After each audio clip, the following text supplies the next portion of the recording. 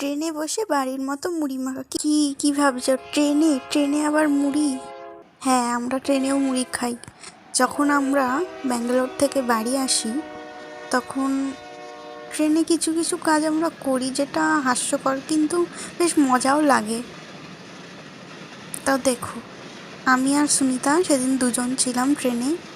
কি এটা cornflakes? Yes, আমাদের মুড়ি মাখায় কর্নফ্লেক্স হয়ে যাবে আজকে।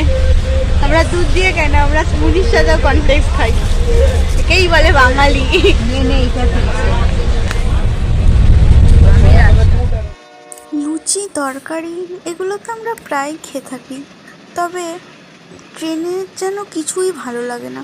তবে একটু মিষ্টি টক টক আম দিয়ে মুড়ি মাখা, মানে এক কাপ চায়ের সাথে সকালটা তো খুবই দারুণ করে দেয়, আমার যেটা মনে হয়। আমাদের কাছে ট্রেনে এই মুড়ি মাখার ব্যাপারটা প্রথম ছিল। তোমাদেরও কি জিনিসটা ভালো লাগে? তোমরা কি কখনো করেছো এরকম?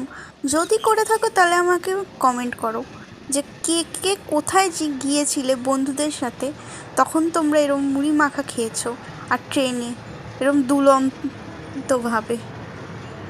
ট্রেনটা যা দুলছে সেটা তো তোমরা খুব ভালোই বুঝতে পারছো যে কি পরিমাণ দোলাচ্ছে। তো কথা বলতে বলতে চলে গেল আমাদের মুড়ি, প্রায় মাখা হয়েই গেছে। এবার মুড়িটা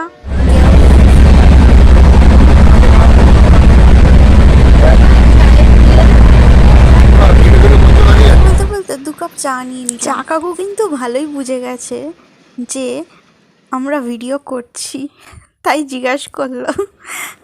বেশ মজার ব্যাপারটা লাগলো আমার। এই দেখো, কথা বলতে বলতে আমাদের মুড়ি মাখা কিন্তু রেডি। তোমরা কি ভাবছো? লাইক, কমেন্ট, শেয়ার আর সাবস্ক্রাইবটা করে দাও এরকম আরও ভিডিও দেখার জন্য। তো এখন এই পর্যন্ত। আমরা গোদাবরী নদীর দৃশ্য দেখতে দেখতে বাড়ির জন্য রওনা দিই। Bye bye.